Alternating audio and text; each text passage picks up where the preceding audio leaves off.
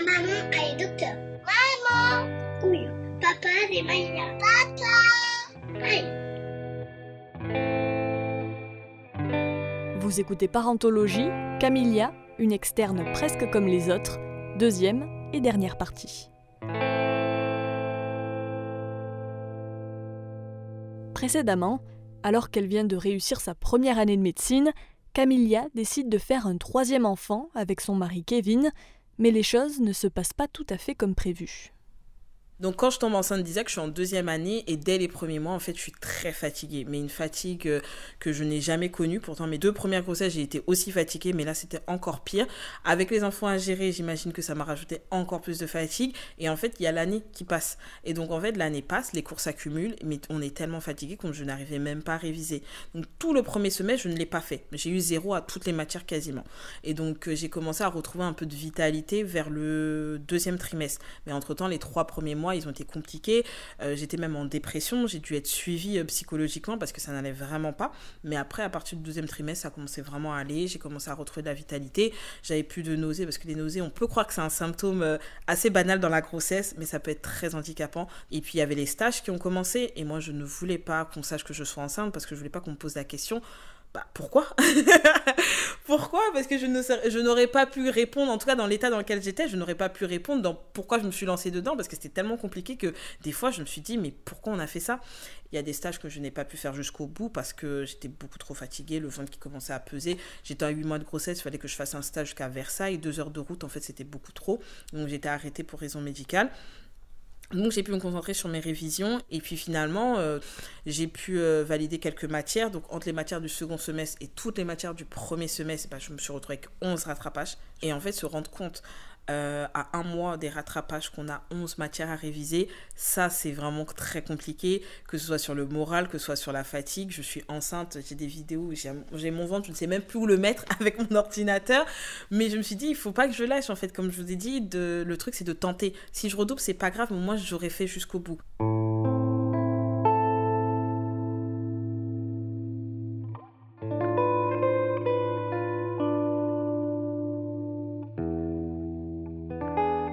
Les rattrapages étaient en juillet. Fin juin, et moi j'ai accouché en juillet, donc j'étais à la fin de ma grossesse et j'ai eu des contractions, mais vraiment je pensais qu'à un moment j'allais accoucher. Bon, c'était pas douloureuse mais c'était très présente, et l'une des matières que j'ai passées c'était de la sémio-digestif, et le souci c'est que je ne me rappelais plus de rien. La fatigue, la grossesse, les contractions, j'ai fait un espèce de blackout, j'avais vraiment un trou noir, très fatigant. J'ai demandé une espèce de dérogation pour pouvoir rentrer plus tôt, c'est-à-dire dès que j'avais fini je suis rentrée au lieu d'attendre la fin de l'examen. Ils ont accepté, ils ont vu mon ventre. Je pense qu'ils ont eu de la peine pour moi quand même. Et donc, ça a été assez impressionnant d'être vraiment à la fin. Et en fait, de ne plus pouvoir cacher. Parce que les autres grossesses, je les cachais. Comme je vous dis, j'aimais pas trop qu'on me pose des questions. Donc, 5 mois, ça se cache un peu. 8 mois, en fait, c'était trop d'efforts. Donc, le 2e jour des examens, Camilla, t'es enceinte? Mais non, t'as déjà 2 enfants et là t'es en examen. Je dis oui, effectivement, je suis enceinte. Mais tu vas accoucher quand? Le mois prochain. Non. Je sais que ça a étonné beaucoup de mes amis et tout, et ils me voyaient, ils me disaient mais vraiment t'es incroyable, parce que enceinte comme ça, venir quand même. Je dis non, ils ont tous été très, très gentils avec des mots vraiment réconfortants, donc ça m'a fait plaisir. Je me suis dit j'aurais pu peut-être le dire plus tôt, je me serais sentie peut-être moins seule aussi à ce moment-là, parce que je pensais que j'allais faire face à de l'incompréhension. En fait, personne ne m'a demandé pourquoi je voulais faire un autre enfant, personne ne s'est soucié de ça. On m'a juste dit go, de toute façon t'as déjà 2 enfants, donc ça nous étonne pas plus que ça, mais en tout cas t'es très courageuse, et c'est ça qui ressortait le plus souvent. Je me suis vraiment lancée jusqu'au bout et j'ai pu valider 10 matières, et ça a été une de mes plus grandes réussites. Ça a été un tel soulagement, je crois que j'ai eu des larmes aux yeux. Ma mère était tellement heureuse parce qu'elle a vécu tout ça, même si à distance elle a vécu tout ça avec moi, et on était tous contents. Je passais en 3e année, j'allais accoucher bientôt, d'ailleurs j'ai accouché pile poil 7 jours après les résultats, en tout cas qui me disaient que je passais en 3e année. Et puis la 3e année a commencé, j'avais un tout petit bébé, il avait 1 mois et demi, donc j'avais encore les seins bien gonflés, j'avais encore l'utérus encore bien gonflé, donc dans mes suites de couches j'ai pas eu de congé maternité, comme je suis étudiante, on n'a pas le droit, je le savais. C'est pour ça qu'on a essayé de caler Isaac pour l'été, comme ça je profitais de l'été comme congé maternité entre guillemets. J'avais 2 mois quand même, comme il est né quand même mi-juillet, j'ai eu septembre et les 2 dernières semaines de juillet pour me reposer, et après il fallait repartir dans les cours. Et donc on est reparti comme ça et Isaac a commencé à tomber malade dès octobre. Donc Isaac est asthmatique. Donc on a passé une année entière à l'hôpital. On a fait que ça, que des allers-retours parce qu'il avait besoin d'être hospitalisé pour les aérosols, pour les apports d'oxygène. On va dire ça a été un peu intense. Oui, voilà, c'est ça. Parce qu'il y avait l'allaitement. Moi, j'ai décidé d'allaiter, donc comme on dit, de la complication sur la complication. Il y en a beaucoup qui m'ont dit, mais t'as allaité aussi? J'ai dit, bah oui, j'ai allaité mes 2 premières, je voulais allaiter le 3e, donc c'était une autre organisation. Je me suis retrouvée très souvent engorgée parce que je n'ai pas d'endroit pour allaiter, enfin pas pour allaiter parce que je pars pas avec mon bébé, mais je n'ai pas d'endroit pour tirer mon lait. Et rien n'est prévu en fait pour la maternité, c'est comme si on n'existait pas. Moi, j'ai eu souvent ce sentiment-là d'effacement total. C'est que comme si on était un peu une anomalie. C'est qu'on a fait un enfant pendant les études, c'est en fait débrouillez-vous parce que vous avez fait une erreur. En fait, c'est ce que je ressens en tout cas personnellement, c'est vous avez fait une erreur, mais en fait, à vous de la réparer, débrouillez-vous, tant pis. Et je trouvais ça très dommage parce que avoir des enfants, en tout cas dans plein de cas de mamans, c'est pas du tout une erreur. Il y a des mamans qui ont eu des enfants avant comme moi et qui ont repris médecine entre-temps, mais il n'y a rien qui leur est réservé, rien qui est prévu, pas d'accompagnement. On nous dit allez voir juste l'assistante sociale, vous avez besoin d'argent. Enfin ok, mais ça résout pas tout. Il y a plein de choses à prendre en compte. Par exemple aussi pour les stages, est-ce que c'est plus facile? Moi j'ai dû demander à avoir un stage plus près de chez moi pour mes enfants. Et la fac a accepté, mais en fait c'est pas quelque chose qu'on te propose. Si vous n'allez pas au-devant des choses, si vous n'allez pas vous présenter, vous n'allez pas demander, vous n'allez pas chercher les choses, vous n'aurez rien. J'ai été suivie que lors de ma 3e année, donc lorsque j'avais fini d'accoucher. La médecin de la fac, en tout cas, a été vraiment d'une présence et d'un accompagnement incroyable. C'est elle qui m'a mis en contact avec les psys, c'est elle qui m'a mis en contact, qui m'a permis d'avoir aussi des aménagements. Mais elle, je suis allée la chercher, je suis allée demander. J'ai regardé sur le site internet, j'ai vu qu'il y avait des aménagements qui étaient prévus pour des mamans enceintes. Mais quand j'ai dit que j'étais enceinte à la fac, personne ne m'en a parlé de ces accompagnements-là. Personne ne m'a parlé de ces aménagements-là. Et elle trouvait ça désolant. Elle disait, mais voilà, le papier est là, et ils auraient dû normalement venir vers vous, mais ça n'a pas été le cas. Et donc après, je le regrette pas, j'ai fait de mon côté. Moi, j'ai eu des aménagements hors fac. C'est mes médecins à moi qui me faisaient des aménagements, qui me signaient mes arrêts de travail comme si je travaillais, mais c'était pas le cas. Mais ça permettait de justifier mes absences. Et donc, en fait, je me suis retrouvée vraiment toute seule. Et je trouve que ça peut être assez difficile.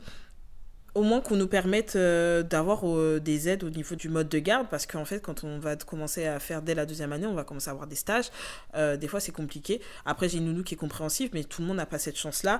Peut-être un peu plus d'aide au niveau aussi du prix, parce que pour la crèche, c'est très bien, c'est pas très cher, à environ 200 €. En tout cas, nous, c'était notre cas.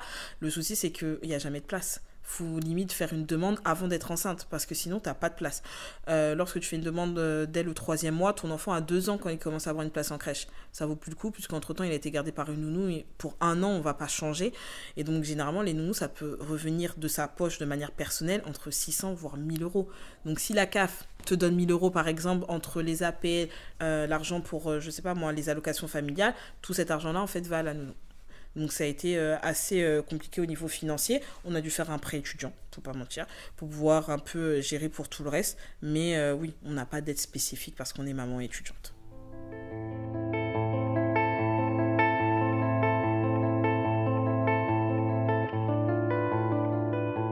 Effectivement, avant l'externat, il y a très peu de choses prévues pour accompagner les étudiants qui sont aussi parents, ou en tout cas ça fonctionne beaucoup au cas par cas selon les facs. Malgré tout, toi, tu as réussi à avoir ta 3e année du premier coup ? Non, rattrapage encore. Rattrapage, j'avais 4 matières à rattraper, mais j'ai réussi à l'avoir. C'était moins catastrophique que les 11 de la 2e année. Donc je me suis dit ça, j'ai essayé de me rassurer comme ça en me disant que j'ai eu 11, j'ai pu passer au-dessus. Donc 4, ça devrait aller. Au dernier moment, je crois 48 heures après, je me suis rendu compte que j'avais pas 4 mais 5 matières à rattraper. Donc pendant 48 heures, j'ai bossé exclusivement la matière que j'avais mise de côté. Donc ça a été très stressant. Donc j'ai dû m'organiser. En fait, j'ai pris un hôtel pas loin de la fac parce qu'avec les enfants, le bruit, tout ça, ça allait être trop compliqué. Et puis ça m'évitait d'être stressée pour le trajet parce que comme j'ai énormément de route à faire quand même, c'est un stress en plus. Mais quand on a 5 minutes de la fac, on est déjà un peu plus détente. Et ça m'a permis de me concentrer sur cette matière-là. J'avais déjà révisé les autres. Donc je suis partie assez confiante quand même. Donc maintenant l'objectif pour toi c'est les EDN. Tu vises quelle spécialité ? Alors moi, de base, j'ai été bercée par Grey's Anatomy, comme beaucoup de bébés de 90, et donc je voulais faire de la chirurgie. Ça a été vraiment, au début, un de mes rêves. Au début, je voulais même faire de la chirurgie pédiatrique. Après, j'ai vu que, franchement, voir des bébés malades, c'était quelque chose qui était un peu compliqué. Et après, mes grossesses sont arrivées, et j'ai été, moi, que des césariennes. J'ai eu 3 césariennes, et je trouvais que j'avais eu de bonnes chirurgiennes. D'ailleurs, c'est vrai, mais j'ai eu que des chirurgiennes qui m'ont opérée, et donc je voulais faire ça. Je voulais être là dans le moment un peu le plus difficile d'une maman, c'est comprendre en fait qu'elle va pas accoucher par voie basse. Moi en plus j'avais un projet très nature, sans péri, vraiment balnéo. En fait ça a été très médicalisé, donc c'est un peu traumatisant, mais quand on est accompagné par une chirurgienne, limite qui vous tient par la main, qui vous rassure, qui vous accompagne, c'est vrai, on fait une opération, après elle revient nous voir, on les voit pas trop, mais au moins pendant l'opération, pendant tout le temps, j'ai été vraiment très bien accompagnée, c'est ce que je voulais faire. Après il y a 2 choses qui sont venues changer mon opinion.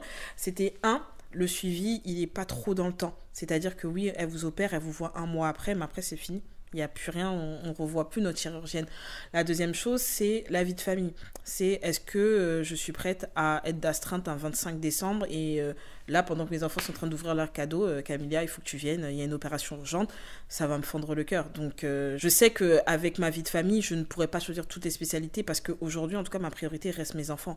Et je sais qu'on est de plus en plus à chercher des métiers dans lesquels on veut être présent. On ne veut pas être comme nos grands-parents qui sont tués à la tâche, qui n'ont pas eu le temps d'élever leurs enfants correctement parce qu'ils étaient vraiment tout pour le travail. C'est normal, il faut mettre aussi de la nourriture sur la table, mais à côté de ça, qui ont été absents, il faut le dire. Et je sais qu'il y en a beaucoup qui ont ce goût amer-là. Moi, ça n'a pas été mon cas parce que ma mère était très présente, mais mon père, lui, n'a pas été là. Il était médecin sans frontières, il a beaucoup voyagé, et c'est vrai que on a un manque. Et je ne voudrais pas que mes enfants aient ce manque-là. Donc c'est sûr qu'il y en aura... Quelquefois, je ne serai pas là, mais je voudrais qu'ils retiennent quand même une maman présente. Est-ce que tu as une idée de vers quoi tu voudrais te diriger, du coup ? Alors oui, peut-être la médecine générale. Je trouve que c'est très passionnant, je trouve qu'on voit de tout. Je trouve qu'il y a ce suivi-là, en fait, ce lien-là qu'on crée avec les patients qui peuvent venir vous voir pour tout et pour rien, des fois.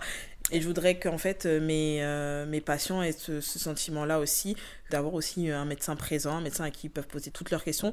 Je voudrais que quand mamie Janine revienne, je lui demande des nouvelles de son chien. Enfin voilà, c'est vraiment ce genre de relation-là que je vais avoir avec mes patients. Et comme je voudrais avoir aussi un petit côté gynéco pour pouvoir faire des suivis de grossesse, peut-être pourquoi pas faire un DU de gynécologie. Comme ça, je ferai des suivis de grossesse à mon cabinet avec des échographies. Je trouve que c'est top aussi.